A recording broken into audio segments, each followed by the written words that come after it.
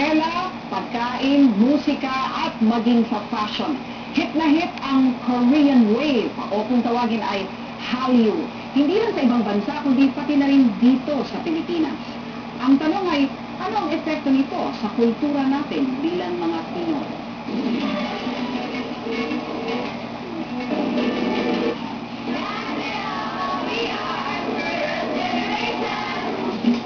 Sa unang sulyap, aakalain mo mga Koreano ang mga kabataan ito.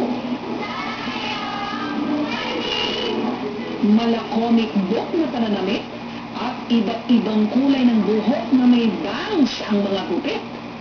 Aba, mga kabataang Pinoy pala ang mga ito. Nagayang-gaya ang hinahangaan nilang K-pop o Korean pop artists. Ngunit hindi lamang estilo ang kinahuhumalingan ngayon ng mga kabataang Pinoy, pati pagkain at pati mga libangan.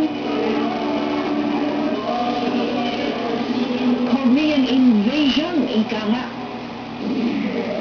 Nagsimula itong sumikat noong dekada 90 sa bansang kilala sa maaanghang na pagkain kimchi.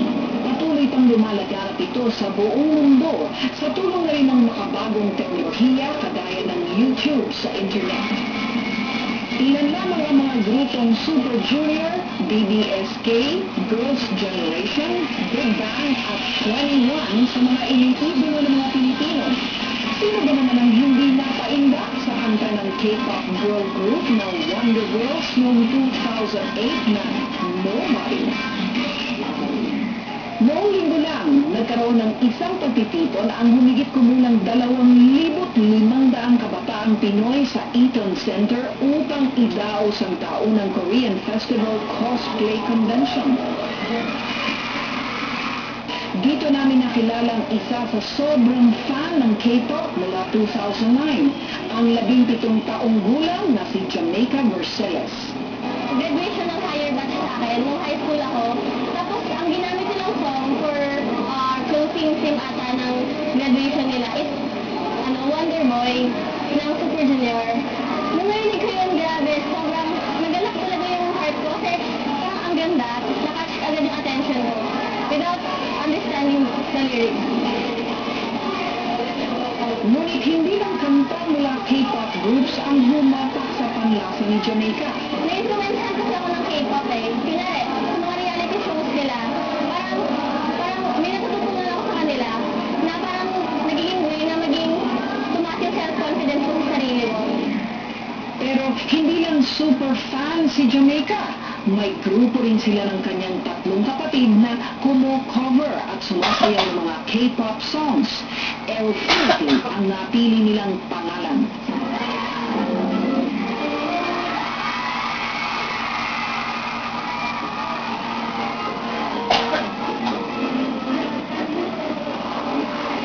Sa dance showdown ng K-pop convention na aming pinuntahan noong linggo, sila ang tinanghal na kampyon sa kategorya ng mga babae.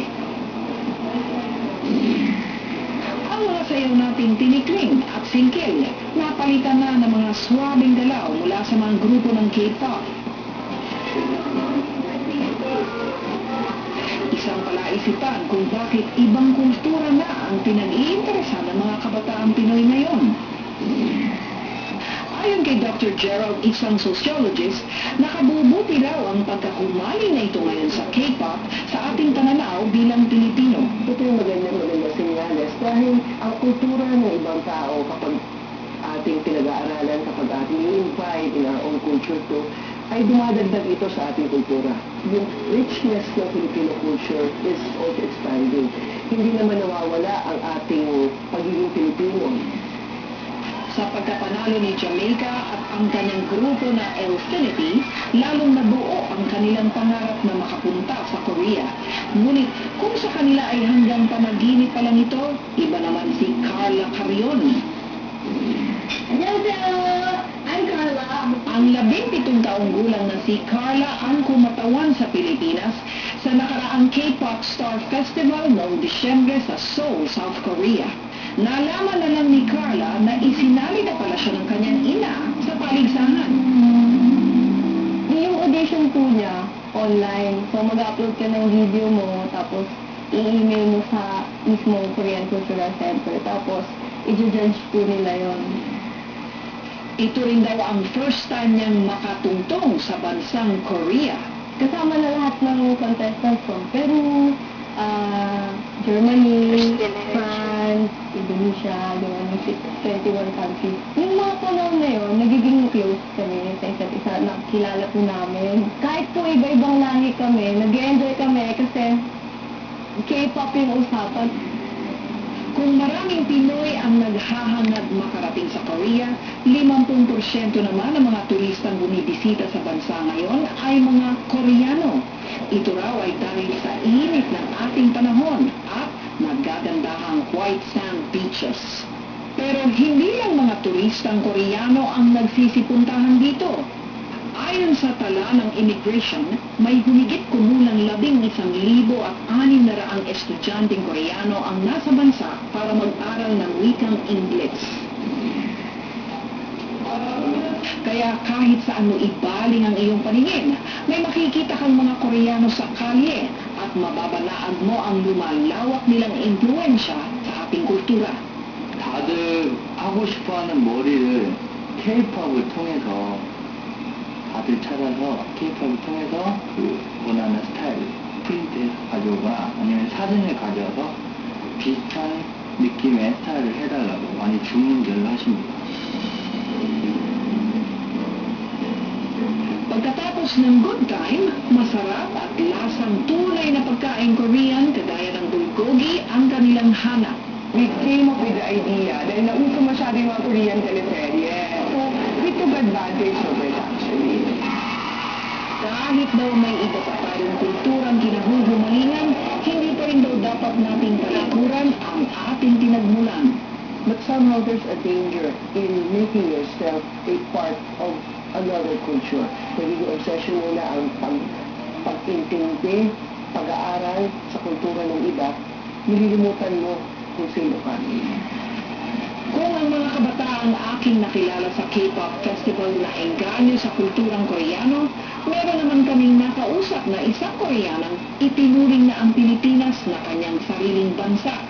Si Sun An ay isang Korean national at mahigit 4 na taon nang naninirahan sa Pilipinas bilang isang negosyante.